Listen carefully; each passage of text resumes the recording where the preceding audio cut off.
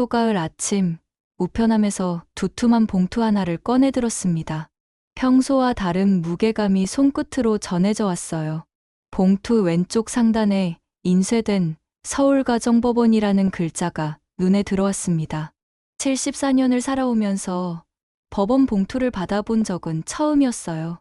방송국에서 자막 교정 일을 하던 시절 수많은 대본을 다뤄왔지만 이런 공식적인 서류는 또 다른 느낌이었습니다. 봉투의 모서리를 조심스럽게 손끝으로 다듬어가며 천천히 집 안으로 들어갔어요. 혼자 사는 아파트는 조용했습니다. 거실 테이블에 앉아 봉투를 뜯었어요. 한정우견 심판 청구서 송달이라는 제목이 첫 줄에 적혀 있었습니다. 읽어내려가니 신청인은 아들 태진이, 피신청인은 저였어요. 내 판단은 아직 내 것인데. 혼잣말이 나왔어요. 방송국 시절부터 길러온 습관대로 중요한 내용은 형광펜으로 표시하며 차근차근 읽어나갔습니다. 신청인은 피신청인의 재산관리 및 신변 보호를 위하여 하는 문구, 최근 인지능력 저하로 인한 일상생활 어려움이라는 표현들이 눈에 띄었어요. 문득 지난주 일요일이 떠올랐습니다. 아들 태진이가 며느리 보람이, 손녀 서유리와 함께 집에 놀러 왔을 때였어요. 보람이가 부드러운 미소를 지으며 말했던 것이죠. 어머니, 요즘 깜빡하시는 게 많아 걱정돼요. 계좌 비밀번호는 저희가 관리할게요. 스마트폰 설정도 복잡하시니까 제가 다 해드릴게요. 그때는 그저 며느리의 배려라고 생각했는데 이제 보니 다른 의도가 있었나 싶었어요. 보람이는 온라인 광고대 행사에서 팀장을 하고 있어서 디지털 관련 일은 정말 잘하거든요. 저는 가만히 웃음만 얹었습니다.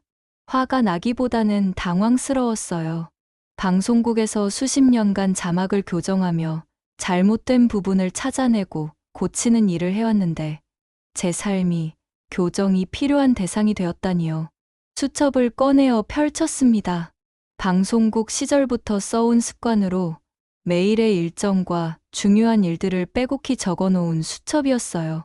오늘 날짜를 찾아보니 오전 9시 혈압약 복용, 오후 2시 은행 정기적금 만기 확인, 저녁 6시 가스밸브 점검이 차례로 적혀 있었습니다.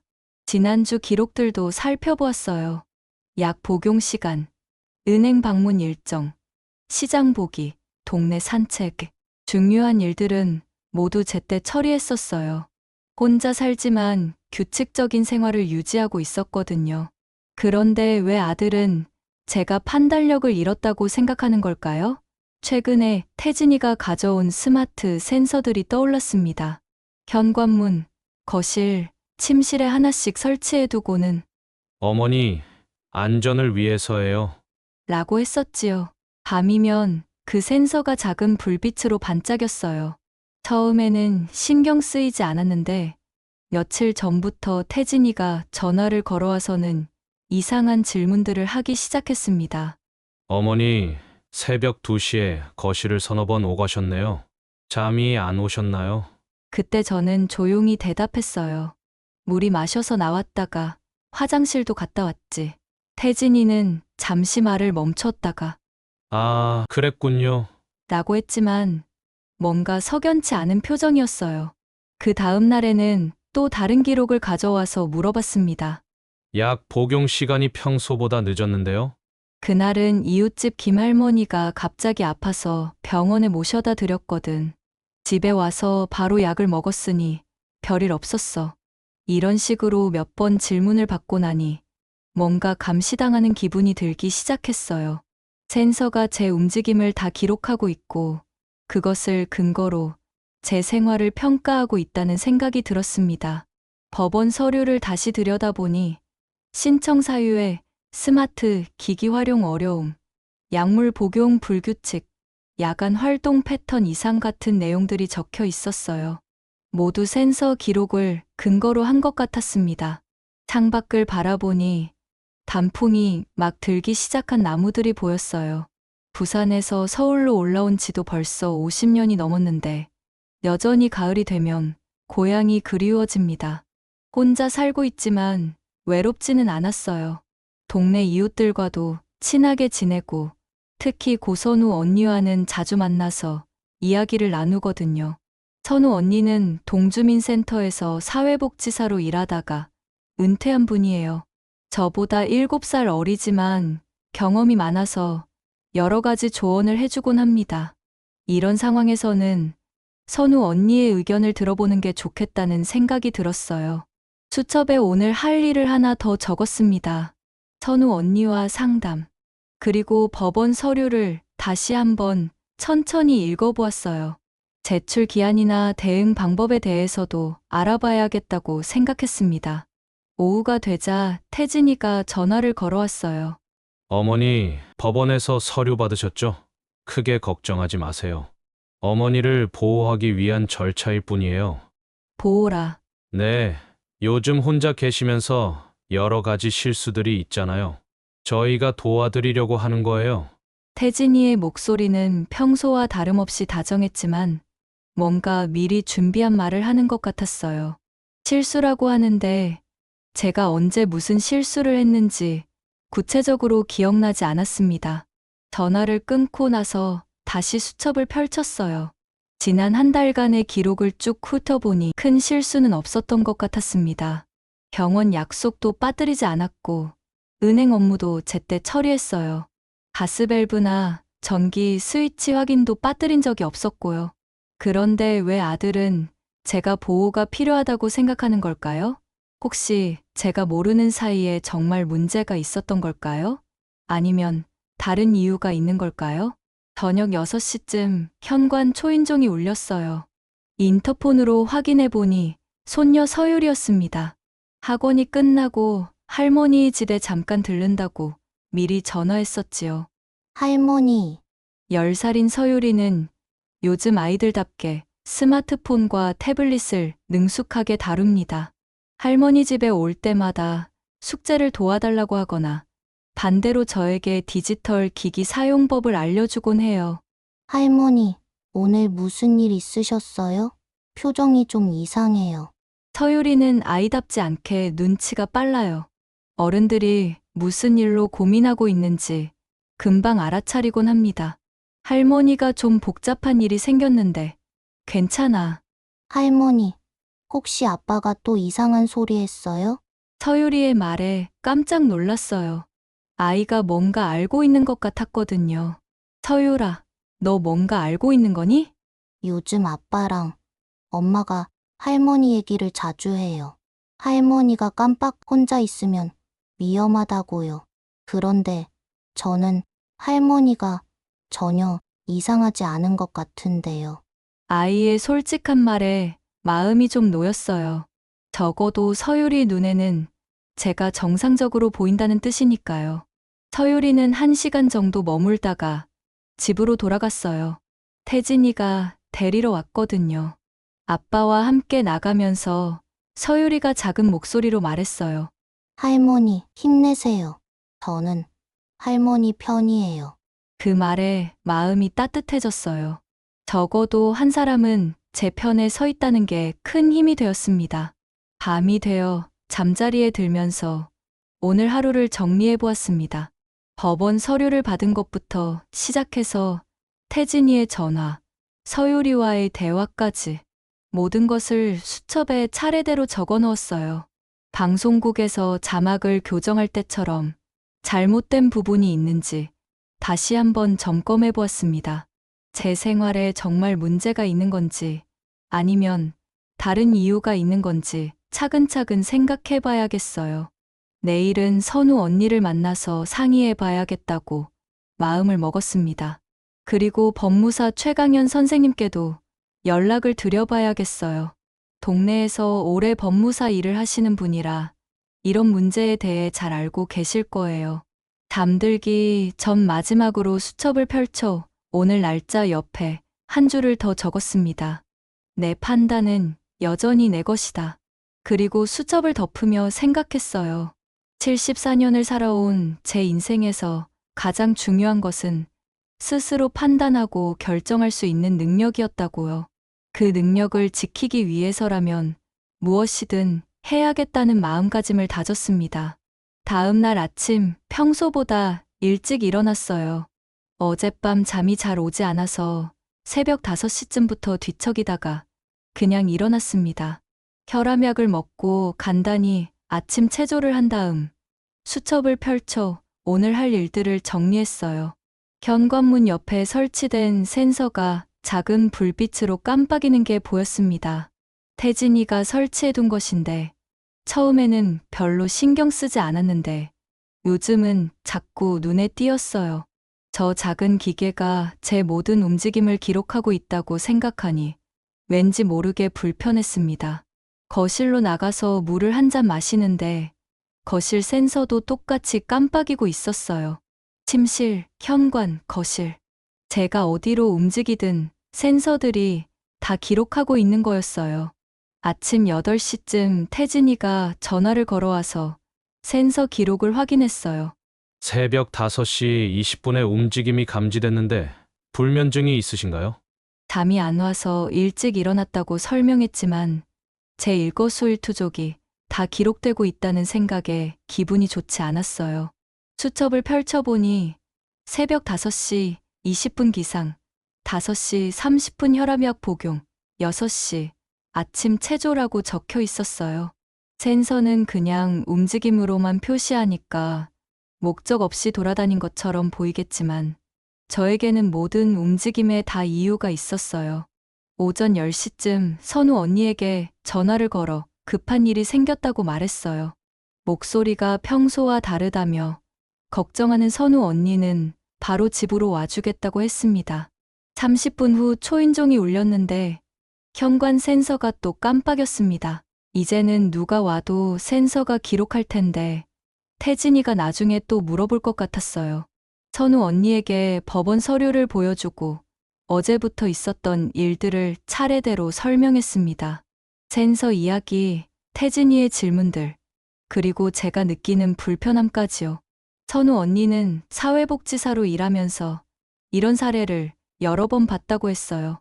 가족이 노인의 재산이나 일상생활을 관리하겠다며 후견인 신청을 하는 경우가 종종 있다면서 이거 생각보다 심각한 문제라고 했습니다. 제가 정말 요즘 깜빡하는 일이 많아졌는지 묻는 선우 언니에게 수첩을 보여줬어요. 예전보다야 좀 그렇지만 심각한 정도는 아니고 중요한 일은 다 수첩에 적어놓고 확인한다고 말했습니다. 선우 언니가 수첩을 보고는 감탄했어요. 이렇게 체계적으로 기록하는 사람이 인지 능력에 문제가 있다고 하는 건 말이 안 된다고 했습니다.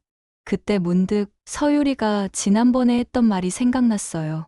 부모님이 할머니 얘기를 자주 한다던 그 이야기요.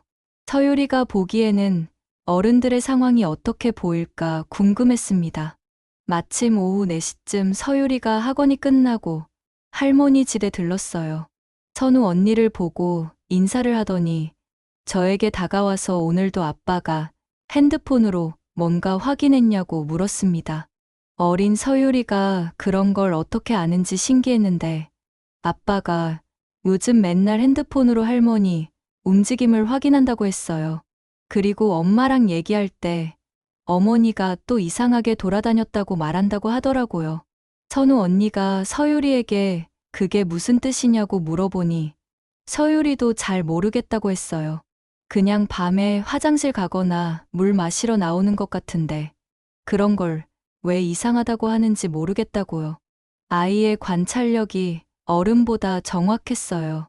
제가 밤중에 움직이는 이유는 모두 일상적인 것들이었는데 센서 기록으로만 보면 설명 없는 비정상적 활동처럼 보일 수 있겠다는 생각이 들었습니다. 선우 언니는 제 수첩을 다시 자세히 들여다보며 이것이 가장 강력한 증거라고 말했어요. 매일 정확한 시간에 약을 먹고 일정을 관리하고 중요한 일들을 빠뜨리지 않고 있다는 거죠. 센서 기록과 비교해봐도 제 행동에는 다 이유가 있다고 했습니다. 그때 서유리가 흥미로운 얘기를 했어요. 그 센서에 대해서 이상한 점을 발견했다는 거였습니다. 며칠 전 할머니 집에서 하룻밤 잔 적이 있었는데 그날 새벽에 센서가 계속 깜빡이더라는 거예요. 그런데 할머니와 자기는 잠만 자고 있었는데도 말이죠. 수첩을 뒤져보니 그날 기록이 있었어요. 서유리와 함께 취침, 밤새 기침으로 몇 번 깼음이라고 적혀 있었습니다. 선우 언니는 이게 중요한 발견이라고 했어요. 센서가 실제 상황과 다르게 기록하고 있다는 증거라는 거였죠. 그날 오후 저희는 센서들을 자세히 살펴보았어요. 서유리가 스마트폰을 능숙하게 다루니까 센서 앱을 확인하는 일도 도와줬습니다. 서유리가 확인해 보니 설정이 이상하다고 했어요. 민감도가 너무 높게 설정되어 있다는 거였죠. 작은 움직임에도 다 반응한다는 뜻이라고 했어요. 예를 들어 커튼이 바람에 흔들리거나 에어컨 바람에 뭔가 움직여도 사람이 움직인 것처럼 인식할 수 있다는 설명이었습니다. 서유리의 설명을 들으니 센서 기록의 신뢰성에 의문이 들기 시작했어요. 태진이가 이 기록들을 근거로 제 인지 능력에 문제가 있다고 주장하고 있는데 정작 센서 자체에 오류가 있을 수 있다는 거였어요. 저녁이 되어 태진이가 서유리를 데리러 왔어요. 평소보다 일찍 와서 저녁을 함께 먹자고 했습니다. 식사를 하면서 태진이가 또 센서 이야기를 꺼내며 오늘 오전에 방문자가 있었다고 했어요. 선우 언니가 들렀다고 말하니 어떤 일로 왔는지 물었어요. 그냥 차 한잔하고 갔다고 대답했는데 보람이가 부드럽게 끼어들며 요즘 외부 사람들과 만날 때는 미리 말해달라고 했습니다. 혹시 모를 상황에 대비해서라고요. 보람이의 말투는 친절했지만 제가 혼자서는 올바른 판단을 할 수 없다는 전제를 깔고 있었어요. 마치 제가 어린아이라도 된 것처럼 느껴졌습니다. 서유리가 조용히 할머니는 전혀 이상하지 않다고 말했는데 태진이가 어른들 얘기니까 조용히 하라고 다소 날카롭게 말했어요. 서유리는 입을 다물었지만 불만스러운 표정이었습니다. 식사 후 태진이가 저에게 약 복용 관리 시스템을 보여줬어요. 스마트폰 앱과 연동되는 약통이었는데 정해진 시간에 약을 먹지 않으면 알림이 오고 태진이 핸드폰으로도 확인할 수 있다고 했습니다. 수첩으로 잘 관리하고 있다고 말했지만 이게 더 정확하다며 혹시 수첩에 적는 걸 깜빡거나 잘못 적을 수도 있다고 했어요. 결국 약통을 설치하게 되었어요. 거부할 명분이 없었거든요. 하지만 마음속으로는 점점 제 자유가 제한되고 있다는 느낌이 들었습니다. 그날 밤 서유리가 집으로 가기 전에 잠깐 제 방으로 와서 도와드릴 일이 있으면 말하라고 했어요. 너무 걱정하지 말라고 했지만 서유리는 할머니가 아무 문제 없다고 생각한다며 아빠랑 엄마가 이상한 것 같다고 솔직하게 말했습니다. 서유리의 솔직한 말에 마음이 따뜻해졌어요. 적어도 한 사람은 제 편에 서 있다는 생각이 들었습니다. 잠들기 전 수첩에 오늘 있었던 일들을 정리했어요. 센서 오류 발견, 선우 언니의 조언, 서유리의 관찰, 그리고 태진이 부부의 태도 변화까지요. 특히 중요한 건 센서의 신뢰성 문제였어요. 이걸 증명할 수 있다면 태진이의 주장에 대응할 수 있을 것 같았습니다. 수첩 마지막 페이지에 적었어요. 사실은 두 개가 있다. 센서가 기록한 사실과 내가 경험한 사실. 진실은 내가 더 잘 안다.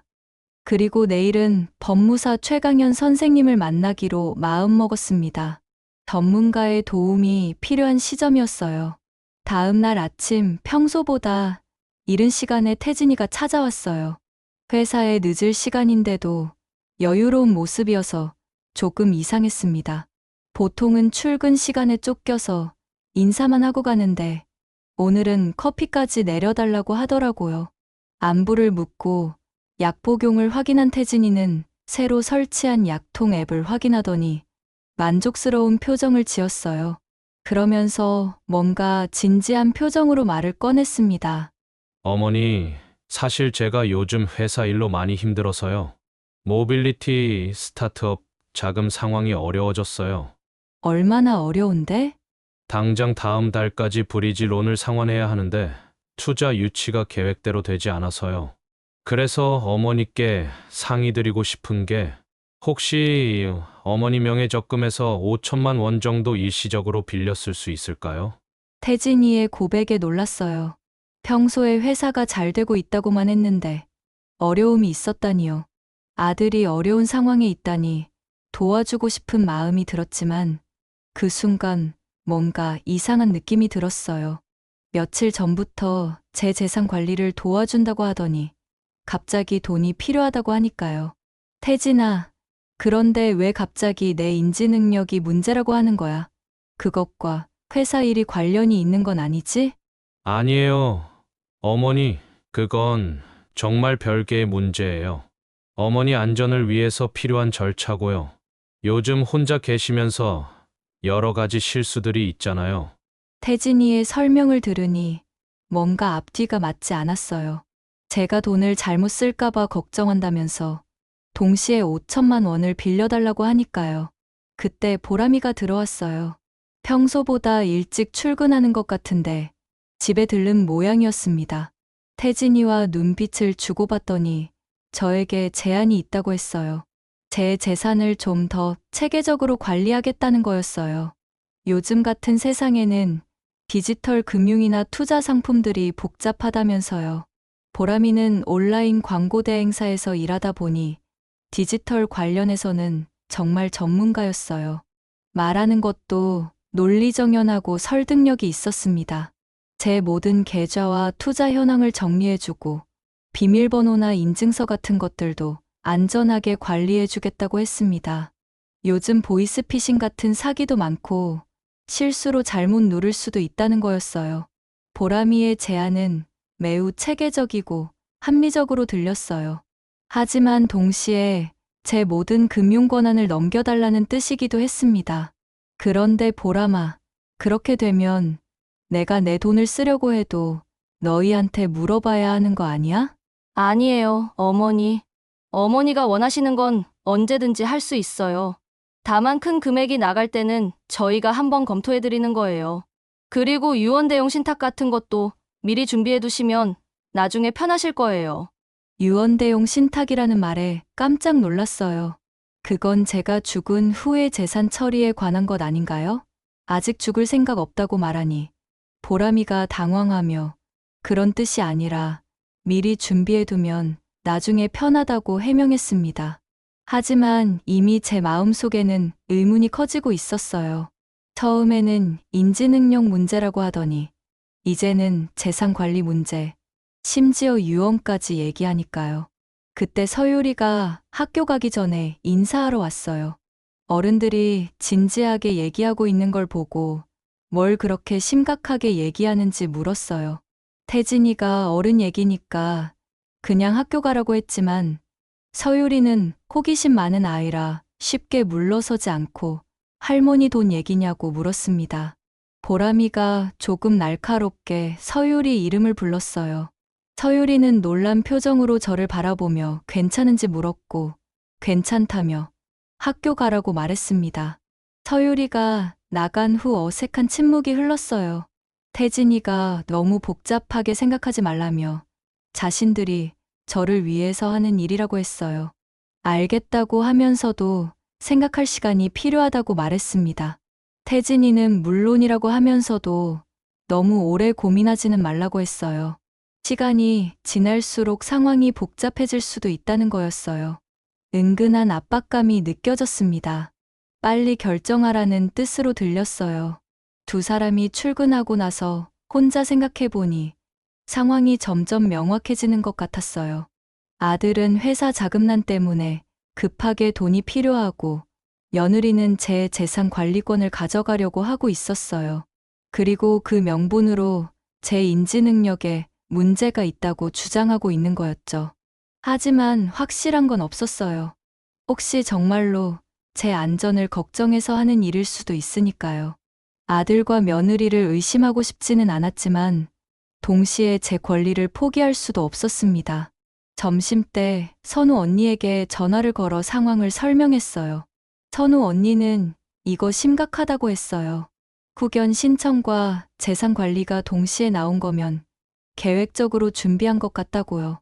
특히 유언대용 신탁까지 얘기했다면 저를 완전히 무력화시키려는 거라고 했습니다. 선우 언니의 말에 등골이 서늘해졌어요.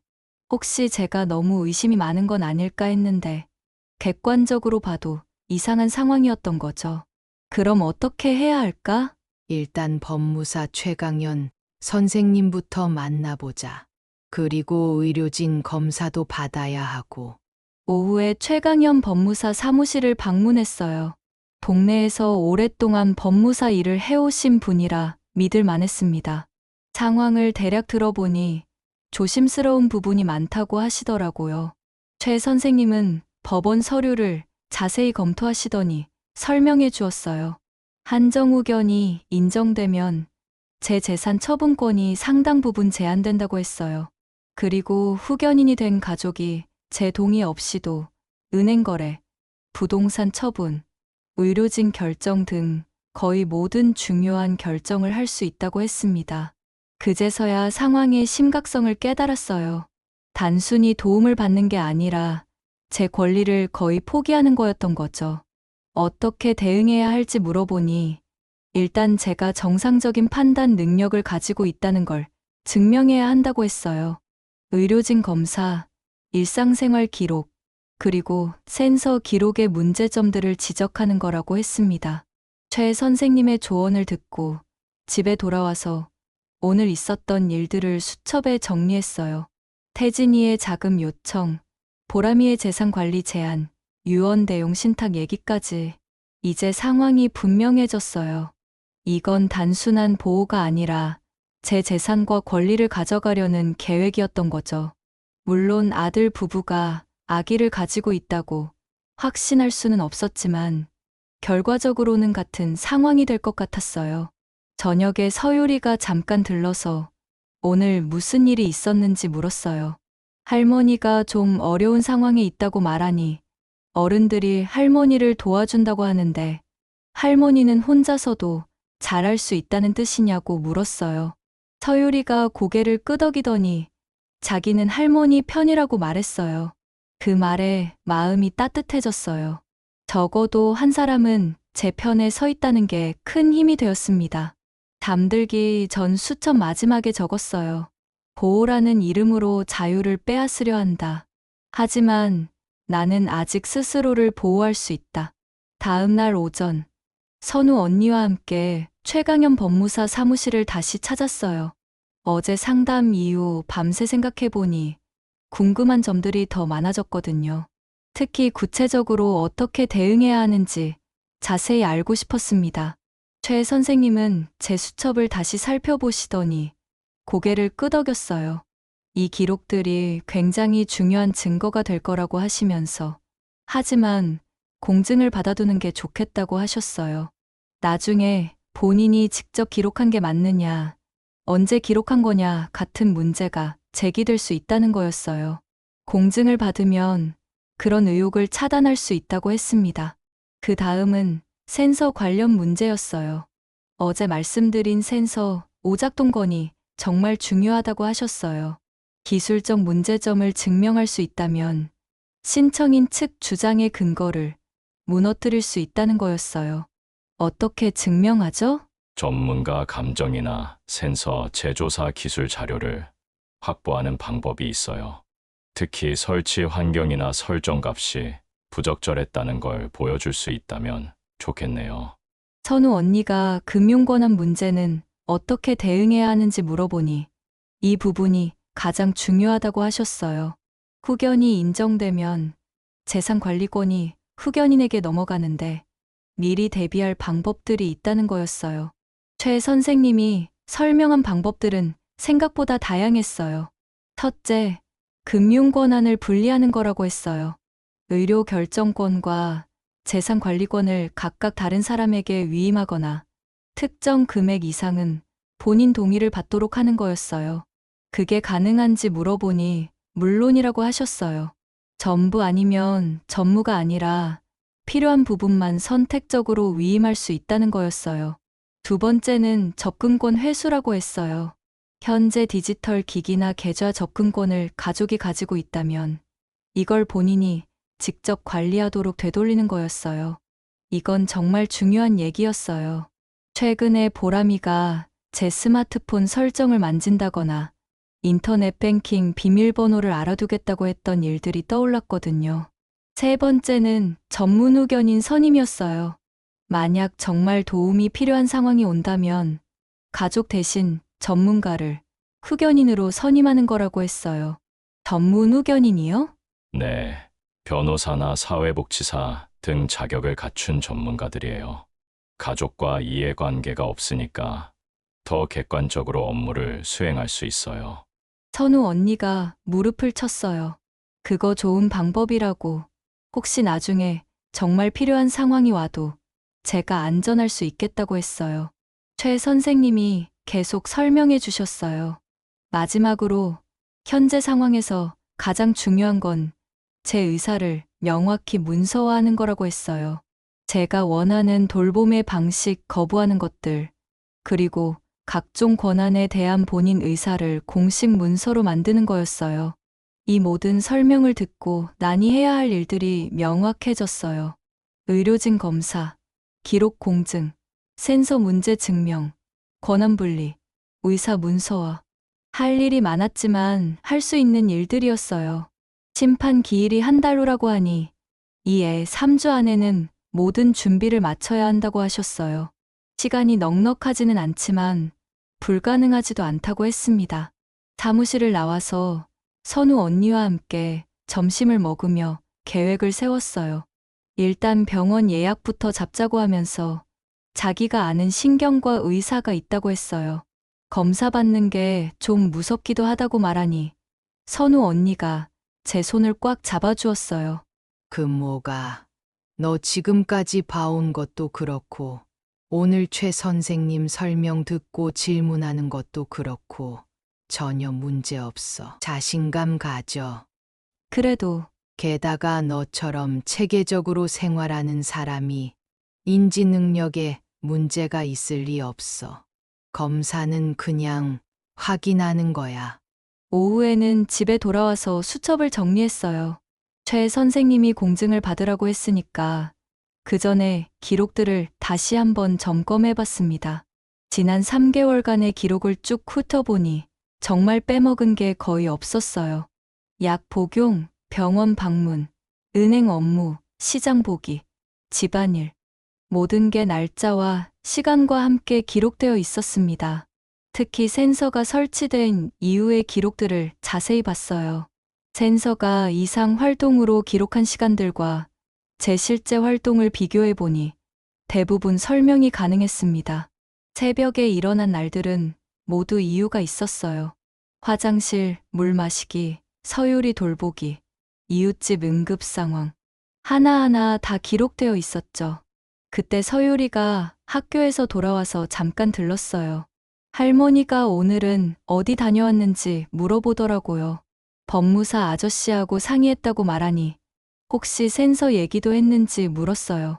서유리가 흥미로운 표정을 지으며 그 센서에 대해서 알아본 게 있다고 했어요.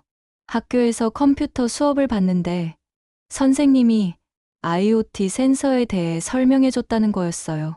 센서가 잘못된 신호를 보낼 수 있는 경우들을 배웠다고 했습니다. 어떤 경우들인지 물어보니 온도 변화나 습도, 진동, 전자기파 같은 것들이 영향을 줄 수 있다고 했어요. 특히 에어컨이나 냉장고 같은 가전제품 근처에 있으면 오작동할 수 있다는 거였어요. 서유리의 말을 들으니 우리 집 센서 설치 위치가 떠올랐어요. 거실 센서는 에어컨 바로 아래쪽에 있었고 침실 센서는 가습기 근처에 있었거든요. 혹시 그것 때문에 잘못된 신호가 나갔을 수도 있겠다는 생각이 들었어요. 서유리가 또 다른 얘기를 했어요. 센서의 민감도 설정도 중요하다는 거였어요. 너무 높게 설정하면 작은 움직임에도 반응하고 너무 낮게 설정하면 실제 움직임을 놓칠 수 있다고 했습니다. 그날 저녁 서유리와 함께 집 안의 센서들을 다시 자세히 살펴봤어요. 설치 위치, 주변 환경, 설정값까지 하나하나 확인해 봤습니다. 정말로 여러 가지 문제점들이 보였어요. 현관 센서는 문 바로 옆에 있어서 문이 열릴 때마다 진동을 받을 수 있었고, 거실 센서는 에어컨 바람의 영향을 받을 수 있었어요. 침실 센서는 가습기의 수증기 때문에 습도 변화를 감지할 수도 있었고요. 이런 환경적 요인들이 센서의 오작동을 유발할 수 있다는 걸 확인했어요. 이제 이런 증거들을 정리해서 법정에 제출할 수 있을 것 같았습니다. 그날 밤 수첩에 오늘 있었던 일들을 정리했어요. 최 선생님의 조언, 대응 방법들, 서유리가 발견한 센서 문제점들까지요. 특히 중요한 건 전문 의견인 제도였어요. 만약 정말 도움이 필요한 상황이 와도 가족이 아닌 전문가의 도움을 받을 수 있다는 게 큰 안심이 되었습니다. 내일부터는 본격적으로 준비에 들어가야겠다고 마음먹었어요. 병원 예약, 공증 준비, 센서 문제 정리. 할 일이 많았지만 이제 구체적인 방법을 알았으니까 해볼 만했어요. 수첩 마지막에 적었어요. 지식은 힘이다. 지혜로운 사람들이 내게 힘을 주고 있다. 다음 날 오후 태진이가 전화를 걸어왔어요. 오늘 저녁에 가족회의를 하자고 했습니다. 보람이와 서유리도 함께 와서 앞으로의 일들을 정리해보자는 거였어요. 목소리에서 뭔가 준비된 느낌이 들었어요. 저녁 6시쯤 세 사람이 함께 왔어요. 평소보다 정장 차림의 태진이와 단정한 옷을 입은 보람이를 보니 정말 중요한 얘기를 하러 온 것 같았습니다. 서유리만 평상시와 다름없는 모습이었어요. 식사를 준비하면서도 긴장이 되었어요. 최강현 선생님과 상의한 내용들을 바탕으로 제 입장을 분명히 밝혀야겠다고 생각했습니다. 방송국에서 자막을 교정할 때처럼 정확하고 분명한 언어로 말해야 한다고 마음먹었어요. 식사 후 거실에 둘러앉았을 때 태진이가 먼저 입을 열었어요. 어머니의 안전과 건강을 위해서 체계적인 계획이 필요하다면서 구체적인 방안들을 준비해왔다고 했습니다. 보람이가 태블릿을 꺼내서 화면을 보여주었어요. Family Care System 제목으로 정리된 자료였는데 정말 체계적으로 만들어져 있었어요. 일정관리, 건강관리, 안전관리, 재정관리로 나누어진 계획표였습니다.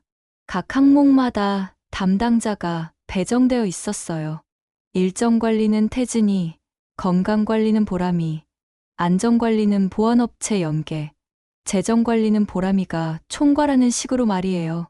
정말 전문적으로 보였지만 동시에 제가 들어갈 자리는 없어 보였어요. 그때 저는 수첩을 꺼내서 펼쳤어요. 며칠 전부터 준비해둔 제 생각들을 정리한 것이었습니다. 방송국에서 일할 때처럼 또박또박 적어둔 내 줄의 규칙이었어요. 잠깐만, 나도 얘기할 게 있어. 태진이와 보람이가 놀란 표정으로 저를 바라봤어요. 평소에 가족 앞에서 이렇게 단호하게 말한 적이 없었거든요. 어머니, 뭔가요? 너희가 나를 위해서 계획을 세워줬으니 나도 내 규칙을 만들었어. 수첩에 페이지를 넘기며 차근차근 읽기 시작했어요. 첫째, 나의 의료와 금융동의권은 분리해서 보관한다. 둘째, 야간 방문이나 원치 않는 카메라 설치는 금지한다. 셋째, 도움은 일정표로 미리 합의한다. 넷째, 후견이 필요하면 제3자 전문 후견으로 한다. 내 줄을 다 읽고 나니 거실이 조용해졌어요. 태진이가 당황한 표정으로 물었어요. 어머니, 이게 갑자기 무슨... 갑자기가 아니야. 며칠 동안 생각해 본 거야. 너희가 나를 걱정해주는 마음은 고맙지만 내 삶의 기본 원칙은 내가 정해야 해. 보람이가 부드럽게 끼어들었어요. 어머니, 저희가 어머니께 불편을 드리려는 게 아니에요. 단지 더 안전하고 체계적으로. 체계적이라는 게 뭔지 나도 알아. 40년 넘게 방송국에서 체계적으로 일했거든. 제 목소리가 평소보다 단단해졌어요. 보람이가 살짝 움찔하는 게 보였습니다. 그때 서유리가 조용히 손을 들었어요. 할머니, 저도 말해도 돼요? 태진이가 어른들 얘기라고 하려다가 서유리의 진지한 표정을 보고 말을 멈췄어요. 할머니, 비밀번호는 제가 적어드릴게요. 아빠, 엄마, 거랑 다르게요. 서유라, 무슨 말이야? 할머니는 자기 비밀번호 정도는 직접 관리할 수 있잖아요. 제가 도와드릴게요. 서유리의 솔직한 말에 어른들이 할 말을 잃었어요. 10살 아이가 상황을 가장 정확하게 파악하고 있었던 거죠. 태진이가 다시 말을 시작했어요. 어머니의 뜻은 이해하지만 현실적으로 혼자서 모든 걸 관리하기에는 위험 요소가 너무 많다고 했어요. 특히 디지털 기기나 금융 사기 같은 문제들 말이에요. 저는 차분하게 대답했어요. 위험 요소가 있다는 건 인정하지만 그렇다고 해서 제 모든 권리를 포기할 수는 없다고요. 도움이 필요한 부분은 함께 의논해서 정하고 그 외의 것들은 제가 직접 관리하겠다고 했습니다. 보람이가 좀 더 구체적으로 물어봤어요. 만약 정말 큰 사고가 생기거나 인지 능력에 문제가 생기면 어떻게 할 것인지요. 그때는 전문 의견인의 도움을 받겠어. 가족이 아닌 객관적인 전문가 말이야. 전문 후견인이요? 응, 법무사 선생님께 알아봤어. 변호사나 사회복지사 같은 분들이 있다고 하더라고. 태진이와 보람이가 서로를 바라보더니 그런 방법도 있다는 걸 몰랐다는 표정이었어요. 사실 가족 후견보다 전문 후견이 더 객관적이고 안전할 수 있다는 설명을 듣고 조금 놀란 것 같았어요. 그 다음 1시간 동안은 각자의 입장을 차근차근 얘기했어요. 태진이는 회사 일이 어려워서 스트레스를 많이 받고 있다고 솔직하게 말했어요. 그래서 어머니까지 걱정하게 되면 감당하기 어렵다고 했습니다. 보람이는 디지털 세상이 너무 빠르게 변해서 어르신들이 따라가기 어려운 부분이 많다고 했어요. 그래서 전문적인 도움이 필요하다고 생각한다고 했습니다. 저는 두 사람의 걱정을 이해한다고 말했어요. 하지만 걱정한다고 해서 제 자유를 제한할 수는 없다고 했습니다. 함께 의논해서 도움이 필요한 부분을 정하고 그 범위 안에서만 도움을 받겠다고 했어요. 서유리가 마지막에 한마디 했어요. 할머니가 도움이 필요하면 저도 도와드릴 수 있어요. 디지털 쪽은 제가 가르쳐 드릴게요. 그 말에 모두가 웃음을 지었어요. 긴장되었던 분위기가 조금 누그러졌습니다. 결국 그날 저녁은 합의점을 찾지 못하고 끝났어요. 하지만 서로의 입장을 분명히 했다는 점에서는 의미가 있었어요. 태진이는 제가 이렇게 확고한 의견을 가지고 있다는 걸 처음 알았다고 했고, 보람이는 좀 더 생각해 보겠다고 했습니다. 세 사람이 돌아간 후, 저는 오늘 있었던 일을 수첩에 정리했어요. 처음으로 가족 앞에서 제 의견을 분명히 밝혔던 날이었어요. 떨리기도 했지만 동시에 후련했습니다. 방송국에서 자막을 교정할 때처럼 틀린 부분은 바로잡아야 한다는 생각이 들었어요. 제 삶에서 틀린 부분이 있다면 그건 제가 직접 고쳐야 하는 거였어요. 수첩 마지막에 적었어요. 말에는 선이 있다. 오늘 나는 내 삶의 경계선을 그었다. 내일부터는 더 구체적인 준비를 해야겠다고 생각했어요. 병원 검사 예약도 잡고 센서 문제도 정리하고 공증도 받아야 했습니다. 하지만 오늘 가족회의를 통해서 제 의지를 분명히 보여줬으니까 앞으로는 좀 더 수월할 것 같았어요. 가족회의 다음 날, 태진이가 오전에 전화를 걸어왔어요. 목소리가 평소보다 조심스러웠습니다. 어제 어머니 말씀을 듣고 보람이와 함께 다시 생각해봤다고 했어요. 어머니의 의견을 존중해서 좀 더 합리적인 방안을 찾아보자고 했습니다. 오후에 보람이가 혼자 찾아왔어요. 어제와는 달리 평상복을 입고 온 모습이 한결 편안해 보였습니다. 차를 마시며 차근차근 얘기를 나눠봤어요. 어머니, 어제 말씀해주신 4가지 규칙, 저희가 다시 검토해봤어요. 그래? 일리가 있는 부분들이 많더라고요. 특히 의료권과 재정권을 분리하는 건 좋은 아이디어 같아요. 그리고 전문 의견인 제도도 알아봤는데 확실히 객관적일 수 있겠더라고요. 아들 부부의 태도 변화가 의외였어요. 어제만 해도 자신들의 계획을 강하게 밀어붙이려던 모습과는 달랐거든요. 그럼 어떻게 하자는 거야? 우선 당장 급한 건 아니니까 어머니가 원하시는 대로 해보시는 게 어떨까요? 대신 정말 도움이 필요하신 일이 있으면 언제든 말씀해 주시고요. 보람이의 제안은 합리적으로 들렸어요. 갑작스러운 태도 변화가 조금 의아하긴 했지만 일단 제 의견을 받아들여 준다니 다행이었습니다. 그날 저녁부터 며칠간은 정말 평온했어요. 태진이도 센서 관련해서 계속 묻던 질문들을 하지 않았고 보람이도 제 스마트폰이나 계좌 얘기를 꺼내지 않았어요. 서유리만 가끔 들러서 할머니는 괜찮은지 물어보곤 했습니다. 사흘째 밤부터 매일 밤 11시쯤 가족 채팅방에 센서 스크린샷이 올라왔어요.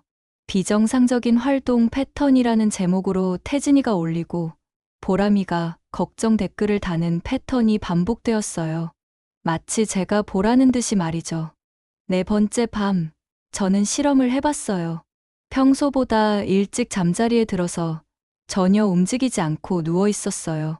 그런데도 밤 12시쯤 또 알림이 왔습니다. 센서가 움직임을 감지했다는 거였어요. 이상하다 싶어서 일어나서 확인해 봤는데 거실 센서 근처에 에어컨이 자동으로 켜져 있었어요. 타이머 설정 때문에 밤중에 켜진 거였는데 아마 그 바람 때문에 센서가 반응한 것 같았어요. 다음 날 서유리가 학교 끝나고 들렀을 때 이 얘기를 해봤어요. 할머니, 그 센서 말이에요. 제가 확인해 봐도 될까요? 왜? 뭔가 이상해요. 할머니가 안 움직여도 계속 신호가 간다는 게요. 서유리와 함께 센서들을 하나하나 점검해 봤어요. 아이는 정말 꼼꼼했어요. 각 센서의 위치, 주변 환경, 설정값까지 다 확인했습니다. 할머니, 이거 진짜 이상해요. 민감도가 최고 단계로 설정되어 있어요. 그게 뭔 뜻이야? 바람만 불어도 감지한다는 뜻이에요. 그리고 여기 보세요. 거실 센서는 에어컨 바로 아래 있잖아요. 에어컨 바람 때문에 계속 오작동할 수밖에 없어요. 서유리의 설명을 들으니 모든 게 이해되었어요. 센서가 실제로는 환경 변화를 감지하고 있는데 그걸 제 움직임으로 기록하고 있었던 거였어요. 그럼 이걸 고칠 수 있어? 네, 민감도 조절하면 돼요. 그런데 서유리가 말을 멈추더니 조심스럽게 물었어요. 할머니, 혹시 아빠가 이걸 일부러 이렇게 설정한 건 아닐까요? 그 말에 깜짝 놀랐어요. 설마 태진이가 의도적으로 센서를 잘못 설정했을까요? 하지만 생각해보니 그럴 가능성도 있었어요. 제가 문제가 있다는 증거를 만들어내기 위해서 말이에요. 그날 밤, 저는 서유리가 알려준 대로 센서 설정을 바꿔봤어요. 민감도를 중간 단계로 낮추고 가전제품 영향을 받지 않도록 필터 설정도 켰습니다. 신기하게도 그날 밤부터는 가족 채팅방에 센서 관련 메시지가 올라오지 않았어요. 평온한 밤이었습니다. 하지만 이틀 후 태진이가 전화를 걸어왔어요. 어머니, 센서 설정이 바뀌었는데 혹시 만지셨나요? 응, 너무 민감해서 조금 낮췄어. 아, 그러시면 안 되는데요. 안전을 위해서 민감하게 설정해둔 거거든요. 태진이의 말에 뭔가 이상함을 느꼈어요. 오작동하는 센서가 어떻게 안전에 도움이 될까요?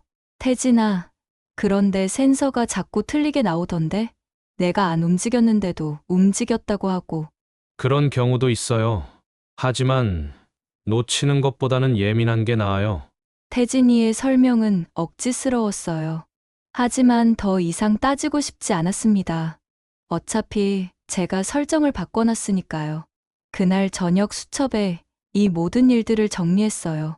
겉으로는 합의한 것처럼 보였지만 실제로는 다른 방법으로 압박이 계속되고 있었던 거였어요. 밤마다 울리는 알림음, 가족 채팅방의 걱정 메시지, 그리고 의도적으로 설정된 센서의 민감도까지. 이제 상황이 더 명확해졌어요.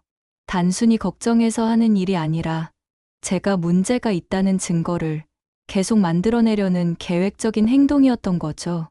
하지만 서율이 덕분에 센서의 문제점을 찾아냈고 이제 그들의 의도를 파악했으니까 대응할 수 있을 것 같았어요.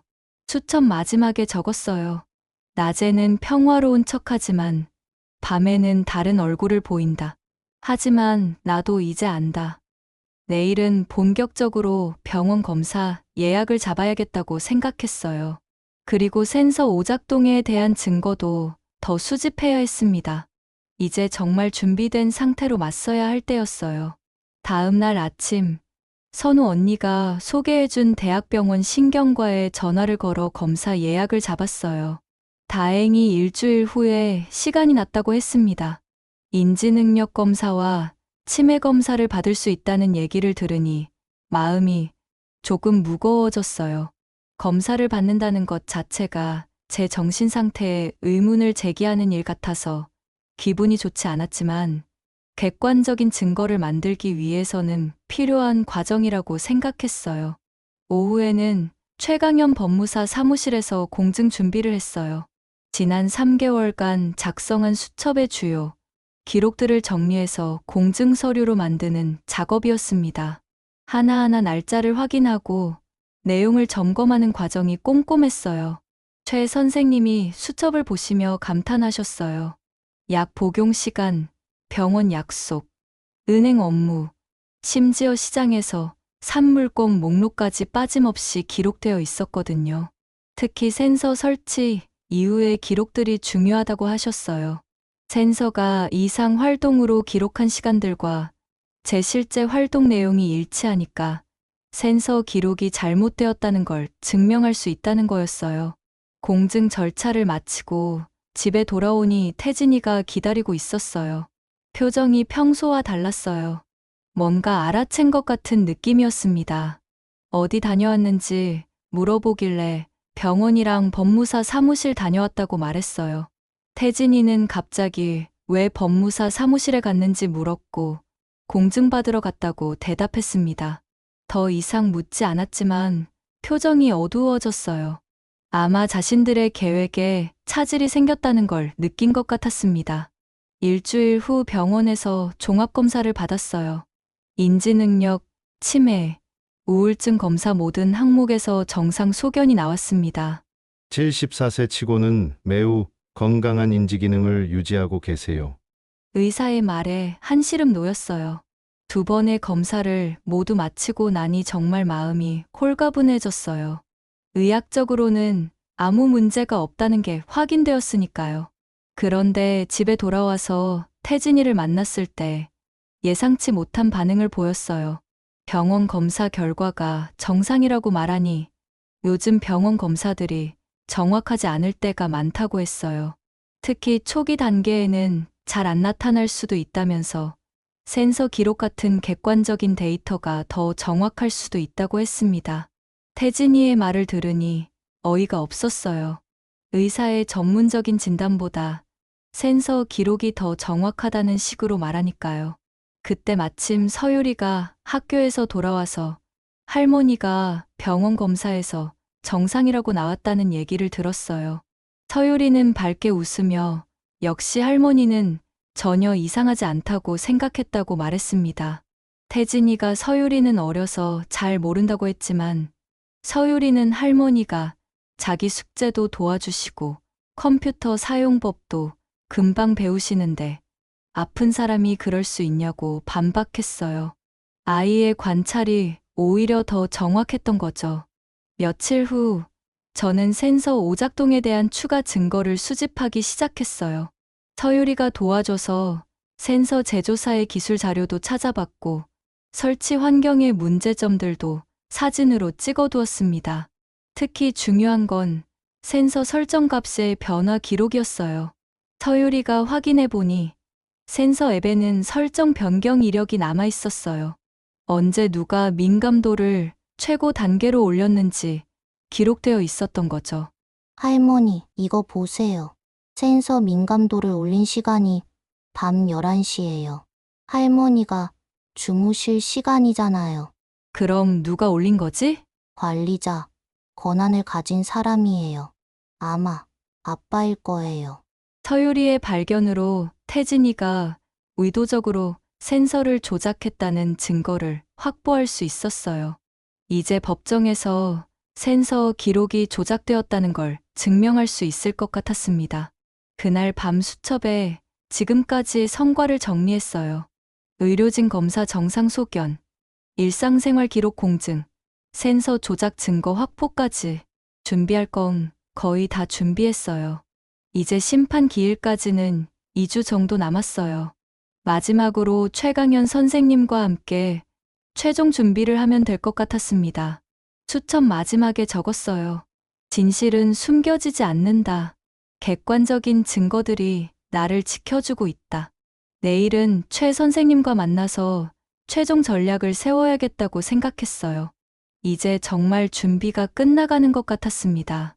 드디어 심판 기일이 되었어요. 아침부터 긴장이 되어서 평소보다 일찍 일어났습니다. 수첩에 오늘 할 일을 적으려다가 손이 떨리는 걸 느꼈어요. 74년을 살아오면서 법정에 서본 적이 없었거든요. 선우 언니와 최강현 법무사가 함께 동행해 주기로 했어요. 준비한 서류들을 다시 한번 점검해 봤습니다. 의료진 검사 결과, 공증받은 생활 기록, 센서 오작동 증거 자료까지 할 수 있는 준비는 다 했다고 생각했어요. 서울가정법원에 도착하니 태진이와 보람이가 먼저 와 있었어요. 두 사람 모두 정장을 입고 서류 가방을 들고 있었습니다. 보람이는 변호사도 대동하고 있었어요. 정말 치밀하게 준비한 것 같았습니다. 서유리는 학교 때문에 오지 못했지만 어제 저에게 말했어요. 할머니, 꼭 이기세요. 저는 할머니 편이에요. 그 말이 큰 힘이 되었습니다. 재판부에 들어서니 엄숙한 분위기에 압도되었어요. 재판장님은 50대 중반 정도로 보이는 여성 판사였습니다. 차근차근 사건 개요를 설명하시더니 신청인 측부터 의견을 들어보겠다고 하셨어요. 태진이가 일어서서 말하기 시작했어요. 어머니의 안전을 위해서 불가피하게 후견 신청을 하게 되었다면서 최근 인지능력 저하와 일상생활 어려움을 보여주는 증거들을 제시했습니다. 보람이가 준비한 자료들이 화면에 나타났어요. 센서로 기록된 야간 활동 패턴, 약 복용 불규칙성, 스마트 기기 사용 어려움 등이 그래프와 표로 정리되어 있었습니다. 정말 전문적으로 보였어요. 하지만 저도 준비가 되어 있었습니다. 재판장님이 피신청인 측 의견을 듣겠다고 하시자 최강현 법무사가 먼저 나섰어요. 재판장님, 피신청인은 현재 정상적인 판단 능력을 가지고 계십니다. 의학적 검사 결과와 일상생활 기록을 통해 이를 증명하겠습니다. 최 선생님이 차례대로 증거를 제시했어요. 대학병원 신경과와 정신건강의학과에서 받은 정상 소견서, 3개월간의 상세한 생활 기록, 그리고 센서, 오작동에 대한 기술적 분석 자료까지, 특히 센서 설정 조작에 대한 증거가 나왔을 때 재판장님의 표정이 변했어요. 신청인 측에서 제시한 센서 기록에 대해 어떻게 생각하십니까? 재판장님, 해당 센서는 의도적으로 과도하게 민감한 설정으로 조정되었고 가전제품 영향을 받는 부적절한 위치에 설치되어 오작동을 일으킨 것으로 판단됩니다. 재판장님이 태진이를 바라보며 질문했어요. 신청인은 센서 설정을 조작한 사실이 있습니까? 조작이라기보다는 어머니 안전을 위해 민감도를 높게 설정한 것입니다. 그러한 설정 변경을 피신청인의 동의 없이 하셨나요? 태진이가 당황하며 대답했어요. 어머니가 잘 모르실 것 같아서 자신이 임의로 했다고 말했습니다. 재판장님의 표정이 더욱 엄해졌어요. 그리고 제게 직접 질문하셨습니다. 피신청인께서는 현재 일상생활에 어려움을 느끼고 계십니까? 아니요, 재판장님. 저는 혼자서도 충분히 생활할 수 있습니다. 제 수첩을 보시면 아시겠지만 모든 일정과 업무를 체계적으로 관리하고 있습니다. 신청인이 주장하는 재산 관리의 어려움에 대해서는 어떻게 생각하십니까? 재산 관리도 제가 직접 하고 있습니다. 다만 혹시 도움이 필요한 상황이 온다면 가족보다는 전문 의견인의 도움을 받고 싶습니다. 재판장님이 고개를 끄덕이시더니 신청인 측에게 다시 질문했어요. 신청인께서는 현재 사업상 어려움을 겪고 계신가요? 태진이가 깜짝 놀라며 대답했어요. 회사 자금 사정이 어렵긴 하지만 그것과 후견, 신청은 별개라고 했습니다. 그런데 피신청인께 5천만 원 대출을 요청하신 적이 있지 않습니까? 재판장님의 질문에 태진이가 말을 잃었어요. 아마 제가 제출한 진술서에 그 내용이 포함되어 있었던 것 같아요. 재판장님, 그건 신청인의 보호 동기가 경제적 사정과 얽혀 있는 것으로 보입니다. 재판장님의 말씀에 법정이 조용해졌어요. 태진이와 보람이의 얼굴이 창백해졌습니다. 재판이 끝나고 복도에서 태진이가 고개를 떨궜어요. 보람이도 말없이 서 있었습니다. 제가 먼저 말을 꺼냈어요. 태진아, 너도 살 길을 찾아야지. 다만 내 삶의 키는 내 손에 있어야 한다. 어머니, 나는 너를 사랑하지만 내 자유를 포기할 수는 없어. 정말 도움이 필요하면 그때 함께 의논하자. 태진이가 고개를 들더니 죄송하다고 말했어요. 회사 일이 너무 힘들어서 판단을 잘못했다고 했습니다. 일주일 후 재판부 결정이 나왔어요. 한정우견 신청 기각이었습니다. 재판장님은 피신청인이 정상적인 판단 능력을 가지고 있으며 신청인의 동기에 경제적 이해관계가 개입되어 있어 후견의 필요성이 인정되지 않는다고 판시했습니다. 그날 저녁 수첩에 적었어요. 법정에서 나는 나 자신을 지켜냈다. 74년을 살아온 경험과 지혜가 헛되지 않았다. 가을 햇살이 로비 바닥을 길게 긋고 있었던 그날이 떠올랐어요. 제 이름, 제 서명, 그리고 오늘의 날짜. 모든 게 여전히 또박또박하게 제 손으로 쓰여지고 있었습니다. 일주일 후 재판부 결정이 나왔어요. 한정우견 신청 기각이었습니다. 태진이가 찾아와서 회사 일이 어려워서 판단을 잘못했어요. 죄송해요. 라며 사과했어요. 이후 새로운 합의서를 작성했습니다. 의료권과 재정권을 분리하되 일상적인 모든 권한은 제가 직접 행사하기로 했어요. 집 안의 센서들도 모두 제거했습니다. 74년을 살아오면서 가장 중요한 것을 배웠어요. 나이가 들어도 자신의 삶을 스스로 결정할 수 있다는 것을요.